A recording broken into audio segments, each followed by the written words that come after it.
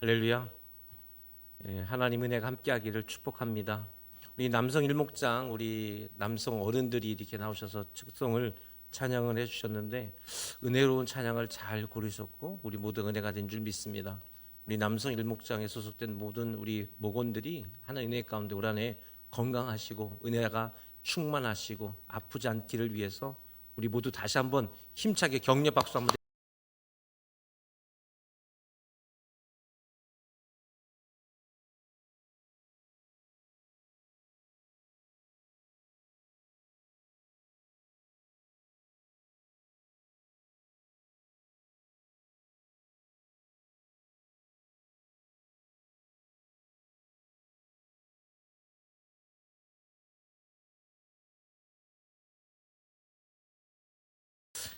어, 우리의 얼굴에 보면 피부색이 있잖아요.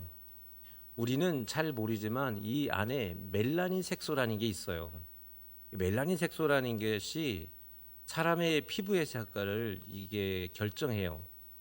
멜라닌 색소가 좀 덜하면 뭐 우리가 뭐 백인이다 이렇게 부르기도 하고, 특히 이게 일본이나 한국이나 이런 중국이나 이런 쪽에 있는 분들은 조금 우리나라도 좀 덜 색깔이 짙은 색이 나죠. 동남아 쪽에 가면 좀 더 얼굴이 짙은 색이 날 겁니다. 이렇게 조금 색이 좀 옅은 사람들은 백인이라 부르고, 혹은 조금 더 진한 사람들을 황인이라 부르기도 하고요. 더 짙은 사람들은 흑인이라 부르기도 하고 그렇습니다. 이 피부색, 요 멜라닌 색소 하나로 이렇게 결정이 돼요.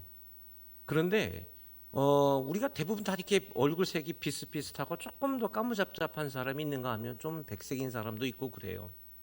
근데 이 멜라닌 색소가 태어날 때서부터 문제가 있는 사람들이 있어요. 일명 우리를 입은 사람들을 이게 알비노라고 부르는데요. 선천적 색소 결핍증이라 부릅니다. 선천적으로 얼굴에 멜라닌 색소가 부족한 사람들을 알비노라 부르거든요. 우린 주로 주변에서 이렇게 많이 못 보게 되는데, 저 아프리카에 가면, 아프리카 주로 그 종족들이 흑인들 아닙니까? 그분들 가운데 이 알비노들이 있어요. 근데 이분들은 분명히 얼굴 형태는 분명히 아프리칸 얼굴 형태를 가지고 있는데, 태어날 때서부터 눈썹, 얼굴이 다 하얗게 태어나는 겁니다. 근데 문제는 하얗게 태어나는 게 문제가 아니라 그 지역의 사람들이 이렇게 색소가 잘못된 사람들에 대해서 상당한 이 나쁜 일들이 많이 일어나요. 대표적으로 두 가지 문제가 있는데, 첫 번째는 뭐냐면 쟤는 아주 악한 피를 받아서 저렇다 해서 어느 공동체에 속하지도 못하게 되는 겁니다. 백인에게도 들어가지도 못하고 흑인에게도 못 들어가는 어느 공동체에서 소속이 안 되는 그런 어려움을 당해요. 뿐만 아니라 어떤 게 있냐면, 이렇게 특이한 색을 가진 사람들이 이 아프리카에서는 이 부적처럼 여겨서 이 밤에 갑자기 와서 팔을 잘라 간다든지 이런 일이 일어나요.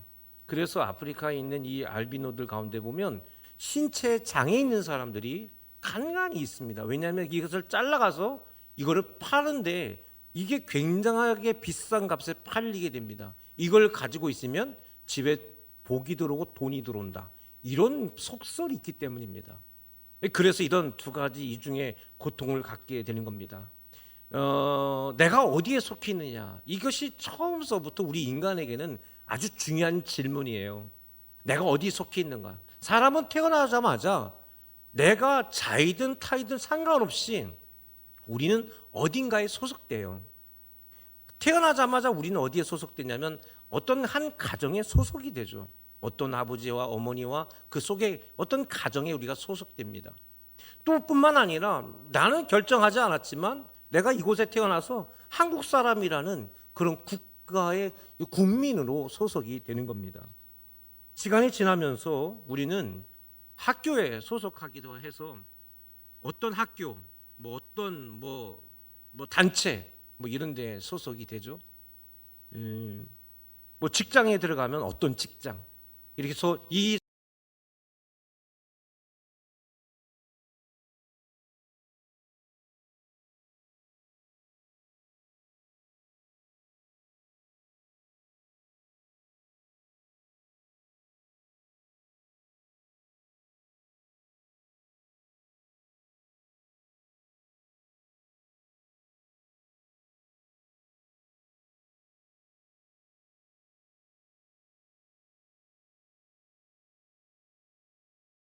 있고 그 소속이 건강하고 안전하면 그 한 사람의 삶도 건강하고 안전합니다. 그렇죠? 가정이 아버지하고 어머니가 행복하면 자녀들도 건강한 가정이 됩니다. 소속이 분명하니까요. 그런데 가정이 불안하게 되면 자녀들도 불안하게 되는 거죠. 소속이 매우 중요하다는 겁니다. 또 소속이 많은 사람들도 있습니다. 이런 동호회, 저런 동호회, 이런 모임, 저런 모임 하다 보면 뭐 일주일 내내, 1년 내내 어디에 모임 참석하느라고 정신이 없죠. 근데 너무 많으면 또 문제가 되고 또 소속이 너무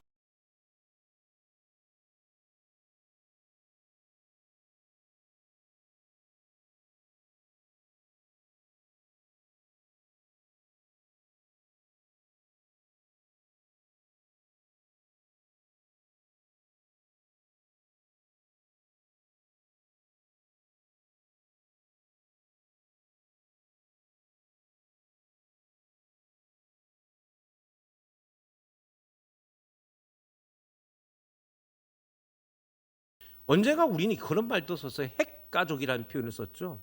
우리 세포처럼 뿐만 아니라 이제는 1인 가정, 혼자만 사는 가정들이 많아요. 가정이라고 말하지만 혼자 살아가죠. 그래서 요새는요, 가전제품도 보면 4인 가정이 아니라 2인 가정용 혹은 1인 가정을 위한, 가구를 위한 그런 가전제품들도 많이 나오게 되었습니다. 이웃도 많이 멀어졌죠. 그리고 공동체도 많이 약해졌습니다. 문제는 뭐냐면 우리는 인간은 태어날 때서부터 우리는 공동체 속에 속해 있었고 내가 태어나자마자 그런 삶들, 즉 인간은 혼자 살 수 없는 존재들인데 우리가 혼자 살 수 없는데도 불구하고 우리의 소속들이, 우리의 공동체가 더 약해지고 있다는 것입니다. 그러면서 오늘 성경은 우리에게 아주 중요한 메시지를 이야기하고 있는데 오늘 19절 말씀을 한번 볼까요? 19절 말씀 다 같이 읽어봅시다. 시작. 그럼 이제부터는 너희는 외인도 아니요 나그네도 아니요 오직 성도들과 동일한 시민이요 하나님의 권속이라. 아멘. 본문에서 우리 성도들을 정의합니다. 성도는 뭐냐?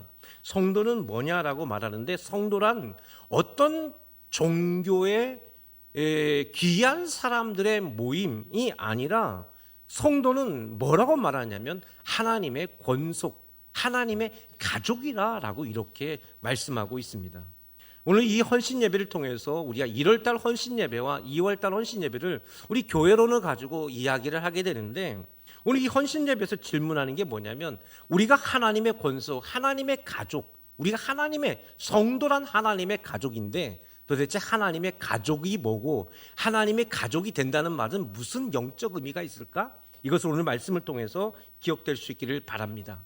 19절 보면 그러므로 이제부터라는 말을 이렇게 표현하고 있습니다. 이제부터라는 말, 즉 우리가 성도가 되고 나서부터라는 뜻이에요. 너가 예수를 믿고 나서부터, 내가 교회를 나오고 나서부터, 내가 예수님을 믿겠나라고 말하는 그 순간부터 우리는 인생이 전환점을 갖게 된다는 거예요. 이걸 뭐라 부르냐면 구원의 전환점이라 부릅니다. 뭐라고요? 구원의 전환점.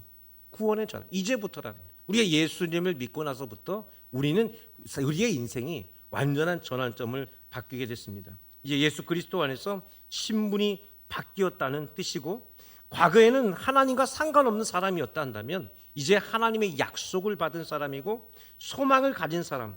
그래서 이제부터는 내가 하나님의 가족이 되었다. 할렐루야. 하나님의 가족이 되었다는 말입니다. 그래서 오늘 말씀을 통해서 세 가지를 말씀드리고 싶은데 첫 번째는 뭐냐면 우리는 더 이상 외인이 아니다. 뭐가 아니다? 외인이 아니다. 우리가 이걸 성경으로 말하면 우리는 더 이상 이방인이 아니다 라는 이야기를 하고 있습니다. 하나님의 가족이 되었다는 말은 우리에게 매우 중요한 말이에요.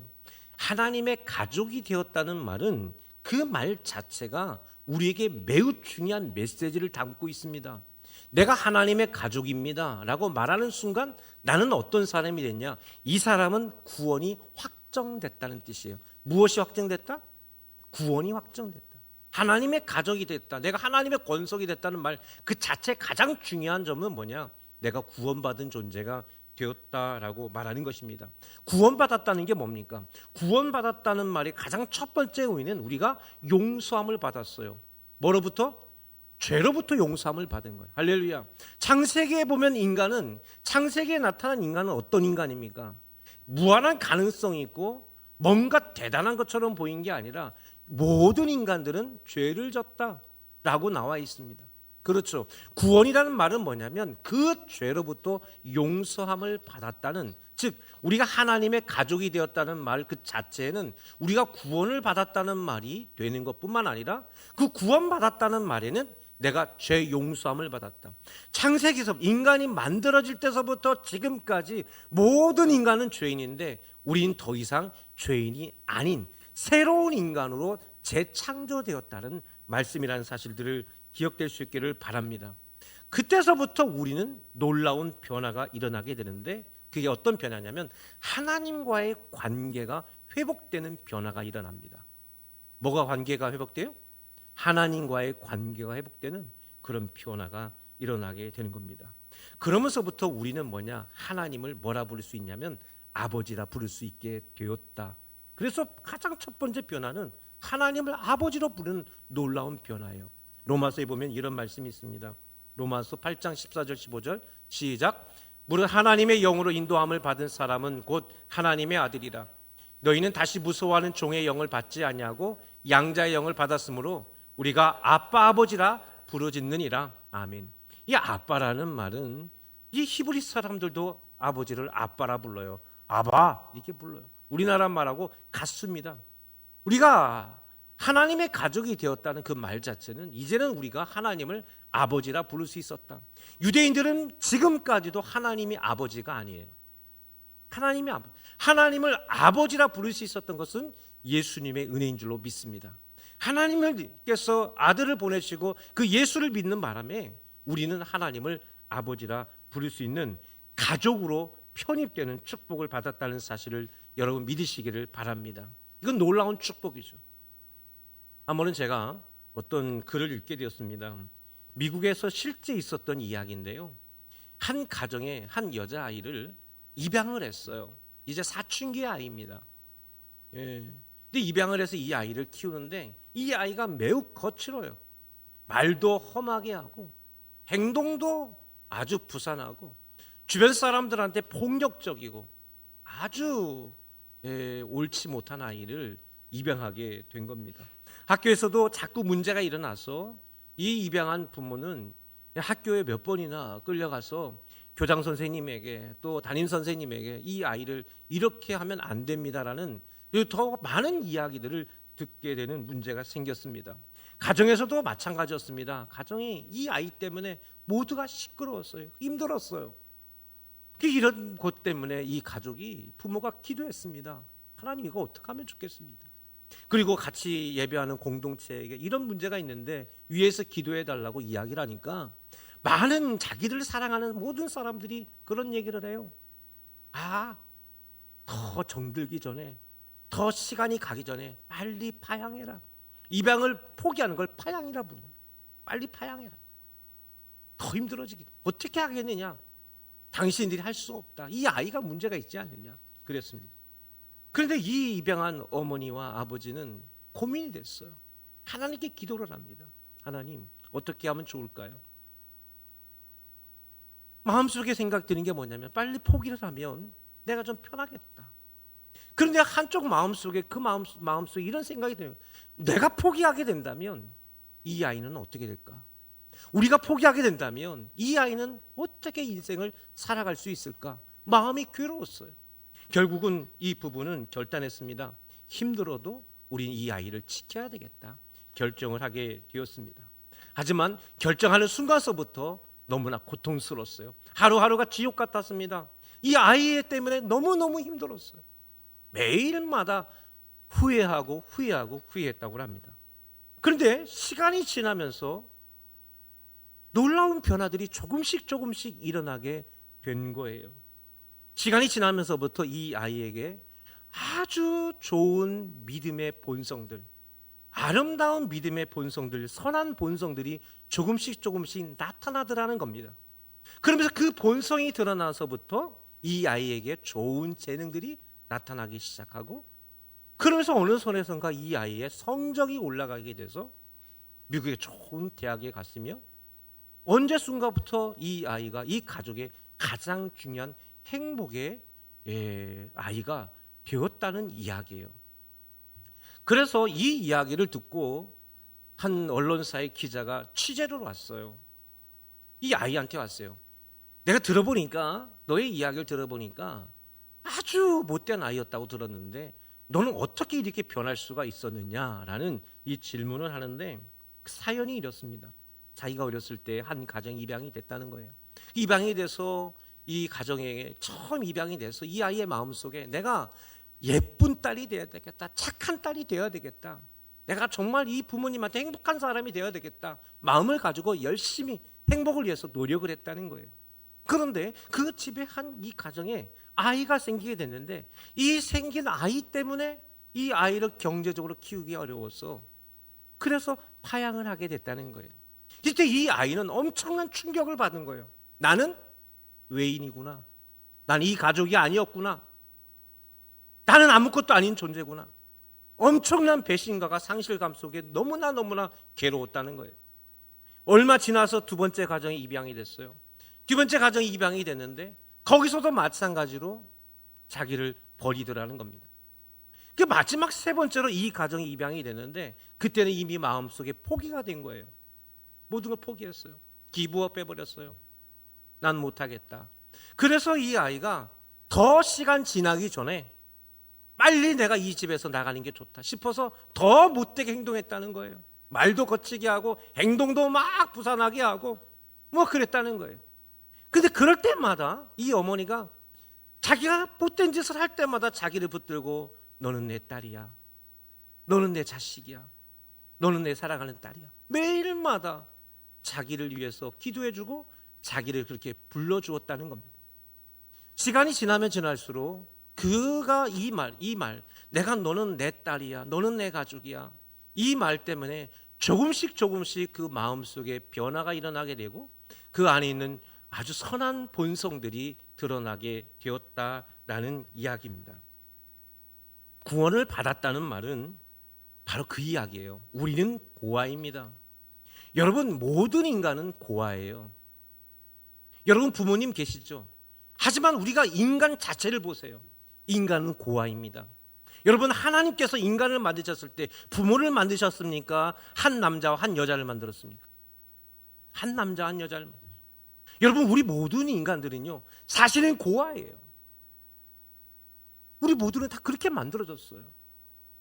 어떤 동물도 부모를 부모를 통해서 태어난 존재는 세상에 하나도 없어요.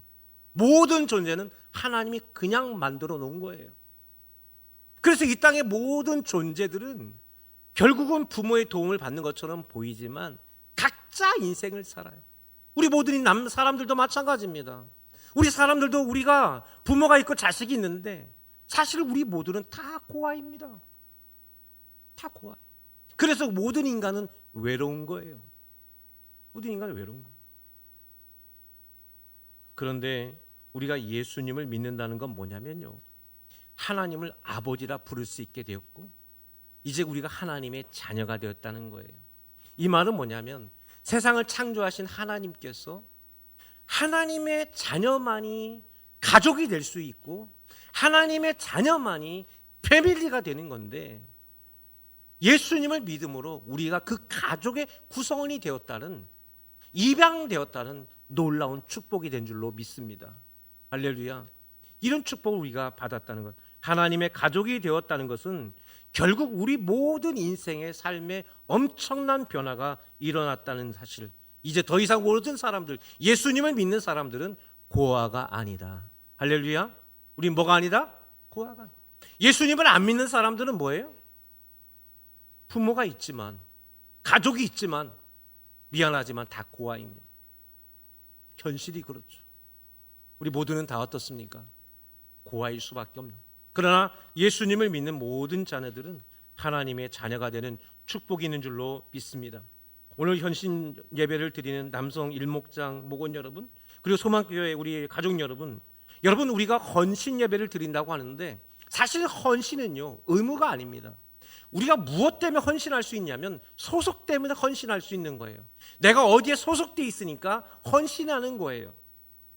가족이기 때문에 가족 때문에 섬기는 거고요. 가족이기 때문에 책임을 지는 거고요. 가족이기 때문에 참여하는 겁니다. 너가 내 자식이니까 내가 너를 위해서 돌보는 것이고, 너가 내 남편이고, 내가 내 아내, 당신이 내 아내고, 당신이 내 부모이기 때문에 서로를 위해서 책임지고 도와주는 거죠.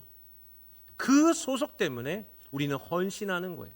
우리가 주님전에 나와서 이렇게 헌신 예배를 드리는 것은 내가 인품이 뛰어나고 내가 재능이 좋고 또 헌신하는 사명을 가지고 있기 때문에 헌신하는 게 아니라 하나님의 가족이기 때문에, 할렐루야, 우리는 하나님 안에서 가족이기 때문에 헌신한다는 사실, 그 소속 때문에 우리가 헌신한다는 사실들을 기억되는 여러분 될 수 있기를 바랍니다.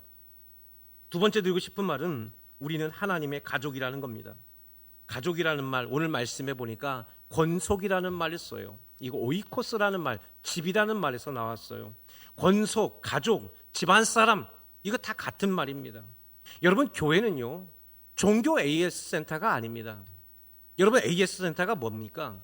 어떤 제품이 있을 때 이 제품에 문제가 있으면 뭐 해달라고 하는 거죠? 주로 대표적으로 세 가지의 행동을 하죠. 첫 번째는 뭐냐면, 이거 마음에 안 드니까 환불해 주세요. 나 싫어요. 환불해 주세요. 그렇죠? 환불 요청. 뭐 합니까? 두 번째는 교환해 달라. 다른 걸로 교환해 달라. 교환 요청합니다. 또 시간이 지나면 뭘 시켜요? 이거 수리해 주세요. 환불할 수 있고 교환할 수 있고 수리할 수 있어요. 그게 A센터예요. 여러분, 우리가 교회에 나오는 것은 내가 예수님 믿어서 우리 안의 죄성이나 우리 안의 문제를 하나님 앞에 나와서 이 교회라는 공동체가 AS 센터처럼 우리를 어떻게 수리하거나 우리를 어떻게 교환하거나 우리가 환불받는 그런 데가 교회가 아니라는 거죠. 교회는 뭡니까? 우리는 가족 공동체로 모여 있는 곳입니다. 그러니 우리 안에서 고쳐줄 수 있는 건 아닌 거예요. 우리를 어떻게 수리하겠다? 우리를 어떻게 환불시켜버리겠다? 우리를 어떻게 교환하겠다? 우리 교회 공동체는 그럴 수가 없는 거예요. 할렐루야. 여러분, 마음을 고쳐먹어야 돼요. 저 인간 우리 교회 안 왔으면 좋겠다. 여러분, 가족 공동체로 그럴 수가 없어요. 저 인간은 좀 어떻게 안 고쳐지나? 그럴 수가 없어요. 우리는 가족 공동체이기 때문에 우리 가족 공동체 안에서는 우리가 AS하는 AS 센터가 아니라 우리는 한 가족이다. 그러니 뭐예요? 그대로 써야 한다는 거예요. 어떻게 된다? 그대로 써야 돼요. 이 말은 무슨 말입니까? 우리가 하나님 안에서 함께 예배드리는 우리 소망교회 안에 있는 우리 소망의 공동체는 다른 말로 말하면 운명 공동체라고 부르는 겁니다. 무슨 공동체? 운명 공동체. 하나님의 가족이 되었기 때문에 우리가 운명을 같이 하는 사람들이다 라는 거예요. 할렐루야. 그래서 우리 앞에 있는 우리 모든 성도들, 내가 서로 불편한 것도 있고 고장난 부분도 있고 또 쓰기 싫은 부분도 있고 바꿔버리고 싶은 부분도 있지만 우리는 어떻게 해야 돼요? 그냥 그대로 그걸 쓸 수 아는 그런 믿음이 우리 가운데 만들어져야 되는 겁니다. 할렐루야. 우리가 헌신 예배를 통해서 우리가 결단해야 되는 건 다른 것이 아니라 우리가 운명 공동체인 것이기 때문에 우리의 불편한 부분들을 어떻게 그대로 쓸 것인가, 내가 어떻게 그거에 맞게 살아갈 것인가, 이것을 우리가 기도하는 그런 역사, 이런 역사가 일어나게 됩니다. 이것은 놀라운 겁니다. 이것은 놀라운 축복이고 은혜입니다. 왜 그런가? 여러분, 우리 현대인들에게 가장 어려운 점이 뭐냐면 우리 삶 속에서 살아갈 때 우리가 살아가는 많은 세상의 공동체 가운데 가족 같은 공동체는 단 하나도 없어요. 우리가 이런 말 하죠. 딸 같은 며느리. 딸 같은 며느리가 있나요? 우리 엄마를 보면 없는 것 같아요. 결혼한 지가 벌써 26년이 지나고 27년 이렇게 됐는데 제가 집에 가 우리 사모가 같이 가도 내가 그걸 지적을 하거든요. 뭐 좋은 거 있으면 며느리 보고 먼저 먹으라고 한번 해보라고 해도 응 알았어 그래 아들 먹어. 평생 아들 먹으라고 하지 며느리 먹으라는 말은 한 번도 하는 걸 못 봤어요. 그거 평생 우리 어머니 불평입니다.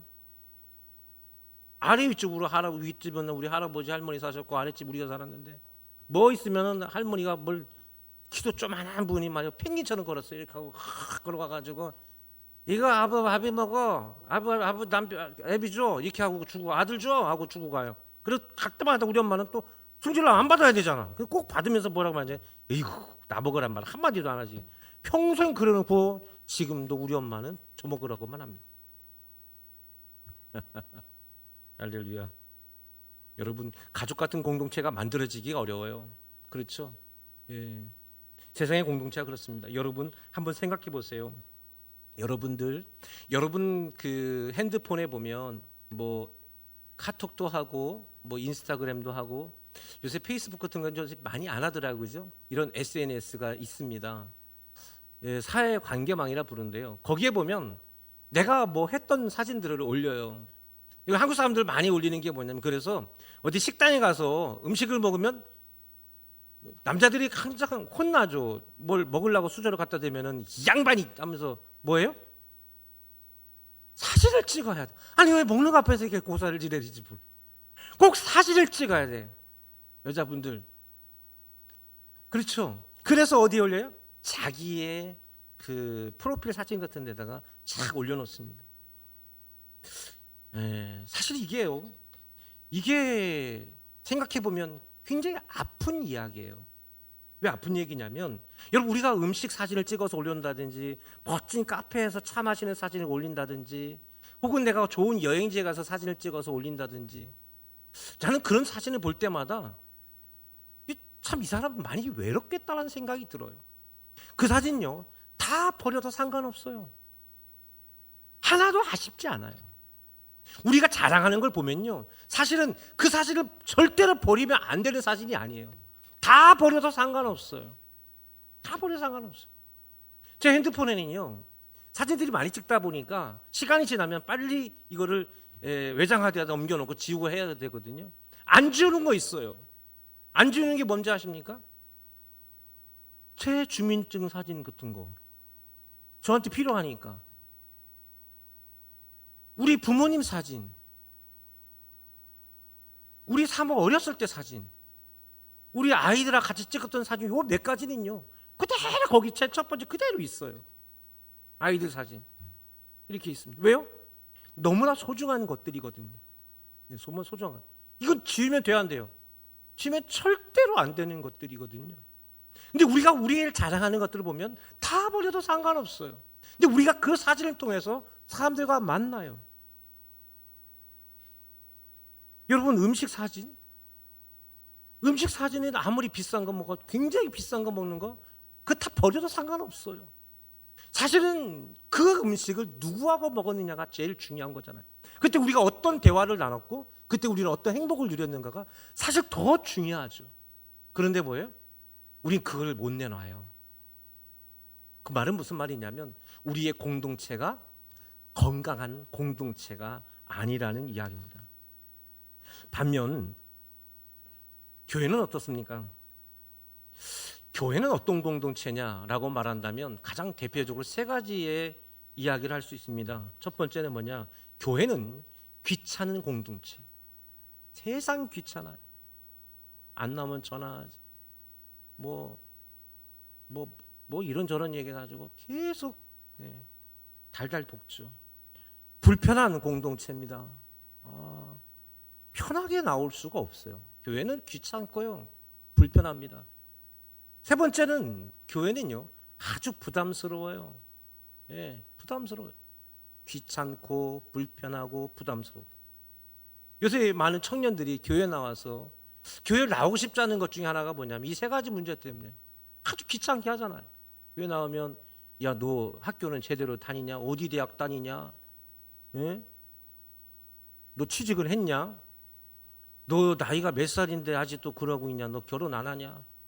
애를 좀 하나 더 낳지? 계속 짠소리.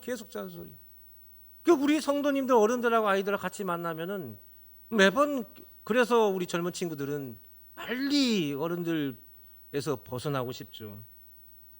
근데 이 이야기도 목사님으로 저부터 시작해가지고 우리 서로에게 이렇게 귀찮은 얘기들, 불편한 얘기, 부담스러운 얘기를 많이 합니다. 제가요 총회 일을 할 때 보면 총회가 서울의 종로 5가에 있습니다. 그 종로 5가에 갈 때가 많아요. 제가 서울 간다면 종로 5가에 있을 겁니다. 근데 종로 5가에 가면 가장 유명한 시장 하나가 광장시장이잖아요. 근데 광장시장에 가면 사람들이 엄청나게 많이 몰려 있는데 우리 한국 사람들도 많고 외국 사람도 많아요. 가족 단위로 놀러 온 사람들, 또 외국에서 온 사람들 말이죠. 와가지고 막 사진 찍고 가고 뭘 먹고 가고 막 그렇습니다. 도대체 왜 여기 와서 이거 먹고 있는지 이해가 안 되는데 사람들은 그렇게 많이 옵니다. 예, 많이 와요. 저도 거기 가서 식사를 한번 해보고 싶어서 가면 한결같이 그들이 뭐라고 말하냐면 이렇게 말합니다. 몇 명이에요? 몇 명 아니냐 이거예요. 몇 명이에요? 자리 있어요? 앉으세요? 요 얘기만 들어요. 내가 왜 여기 왔는지, 지금 내가 뭘 먹고 싶은지, 지금 여기서 뭘 식사하자 아니면 가려고 하는 건지 전혀 물어보지 않아요. 뭐만 물어봐요? 너 몇 명 왔어? 여기 자리 있으니까 뭐고? 그 얘기밖에 안 해요. 단 한 사람도 저에게 뭔가 질문하지 않아요. 무슨 말입니까? 이런 관계는 진짜 관계가 아니라는 거죠. 껍데기 관계예요. 여러분, 우리 관계가 진짜 관계는 나를 귀찮게 하는 게 진짜 관계예요. 나를 불편하게 하는 게 진짜예요. 나를 부담스럽게 하는 관계가 진짜 관계예요. 나에게 전혀 부담을 주지 않는 관계는 관계가 아니에요. 나에게 귀찮게 하지 않으면 그건 나하고 아무 상관없는 사람들이에요. 우리가 귀찮고 불편하고 부담을 간다는 얘기는 이 관계는 진짜 관계라는 뜻이에요. 이거를 그냥 내버려 둘 수 없고 우리가 포기할 수 없다라는 이야기거든요. 이게 진짜 관계를 말합니다. 여러분, 우리는 누구하고 결혼을 하죠? 여러분, 우리가 누구하고 결혼합니까? 내가 사랑하는 사람하고 결혼하죠. 사랑하는 사람과 결혼해서 살다 보면 제일 매일마다 일어나는 게 뭐냐면 매일 귀찮아. 그렇죠. 결혼해서 부부가 살아갈 때 항상 느끼는 게 뭐냐면 귀찮아.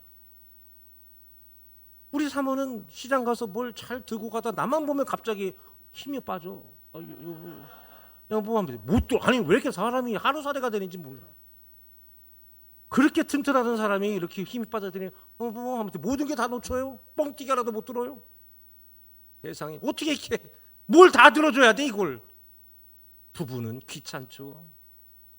부부는 귀찮아요. 밥 차려줘야 되죠. 그냥 먹고 돌았으면 좋겠는데 뭘 해달래. 집에 와서 애들 뭐라 합니까? 아니 나가 왔는데 고기 반찬도 못 없고 도대체 이게 뭐야. 귀찮죠. 귀찮아요. 또 불편합니다. 예? 나면 그냥 편하게 있고 싶은데 뭐 청소해야 되고 뭐도 해야 되고 뭐도 해야 되고 불편하죠. 부담스럽습니다. 나가서 일해야 되죠. 밥 해줘야 되죠. 용돈 줘야 되죠. 부담스럽죠. 그게 가정이죠. 네, 그게 가정. 이렇게 귀찮고 불편하고 부담스러운데 어떻게 이걸 통해서 우리가 깨닫는 게 하나가 있는데 그게 뭐냐면 삶은 그리 대단한 게 아니라는 걸 우리는 금방 알게 됩니다. 삶이 그렇게 대단한 게 아니에요. 내가 정말 대단한 사람은 아닌가 보다를 느끼게 됩니다. 하지만 그 덕에 뭘 느끼냐면 내가 살아갈 수 있는 삶의 힘을, 에너지를 거기에서 얻게 되는 겁니다. 삶이라는 건 결국 내가 뭔가 대단한 걸 해내는 것이 아니라 이런 귀찮고 불편하고 부담스러운 삶을 함께 버텨내는 것이 삶이구나 라는 것을 우리는 깨닫게 되는 것입니다. 세상에서 가장 유일한 권속은 역시 여러분들의 가정이고 그리고 이 교회입니다. 할렐루야. 그러니까 여러분 귀찮다고 떠나면 안 돼요. 불편하다고 무시하면 안 돼요. 부담스럽다고 포기하면 안 돼요. 왜요? 우리 관계는 진짜 관계이기 때문에 그렇습니다. 마지막 세 번째로 우리는 함께 세워져 간다. 오늘 마지막 22절에 이런 말씀이 있습니다. 22절 보니까 마지막에 그리스도 예수 안에서 함께 지어져 가느니라. 그렇습니다. 교회는요 완공된 건물이 아닙니다. 교회는 건축 중인 건물인 거예요. 건축 중인 겁니다. 여러분, 건물이 건축 중일 때는 위험한 것도 많고 불편한 것도 많고 냄새도 나고 그리고 항상 부담스럽죠. 건물이 완공되기 위해서 노력을 해야 될 겁니다. 교회라는 것은 완성된 건물이 아니라 건축 중인 것입니다. 누가 건축하나요? 우리 성도들, 가족들이 건축합니다. 그래서 말씀에는 뭐예요? 함께 지어져 간다. 우리가 바로 그런 겁니다. 20절에 보니까 이런 말씀이 있어요. 20절 다 같이 시작. 너희는 사도들과 선지자들의 터 위에 세우심을 입은 자라. 그리스도 예수께서 친히 모퉁이 돌이 되셨느니라. 그렇습니다. 교회는 건축 중인 건물인데 그 건축 중에 중심과 방향과 모든 기준은 예수 그리스도입니다. 예수님을 믿기 때문에 가족이 되었고요. 예수님을 믿기 때문에 불편함을 감수하고 우리는 함께합니다. 함께 지어져 가는 겁니다. 그럼 우리 소망의 모든 가족들이 우리가 더 이상 외인이 아니라 우리가 하나님의 가족이고 우리가 같은 형제요 자매이라는 이 사실들을 기억될 수 있기를 바랍니다. 그럼 우리가 헌신한다는 건 우리가 서로에게 마음을 내어주고 힘든 것도 같이 버텨나가면서 우리가 서로 부담을 같이 지어져 가고 우리가 함께 지어져 가기 위해서 우리 소망의 모든 공동체가 함께 기도할 수 있는 여러분 되시기를 바라고, 특별히 다음 주에 여러분 우리의 명절인데 성지순례 때문에 저는 아마 빌립보쯤에서 예배를 드릴 것 같습니다. 여러분 명절에 가족들과 모여서 가족들과의 관계가 혹시 좋지 못하다고 한다면 또 역시 여러분 가정 중에 힘든 부분이 있다 할지라도 여러분 우리 믿음 안에서 가족이잖아요. 그렇죠? 잘 극복해내고 사랑을 전달하고 예수님의 사람들이 아름다운 축복을 나눌 수 있는 여러분 가정들 다 될 수 있기를 주님의 이름으로 바랍니다. 아버지 하나님 감사합니다. 우리는 하나님의 가족입니다. 우리 가족이 되었다는 것은 우리 함께 구원받은 사람이고 용서함을 받아 하나님의 가정에 편입된 입양된 사람들입니다. 그러므로 우리는 부족한 것도 많고 연약한 것도 많습니다. 그러니 우리가 이 함께 지어져 가는 우리 소망의 공동체 안에 예수 그리스도를 모시고 포기하지 않고 서로가 서로를 위해서 헌신하는 그런 믿음의 모습들이 우리 가운데 충만케 임할 수 있도록 도와주옵소서.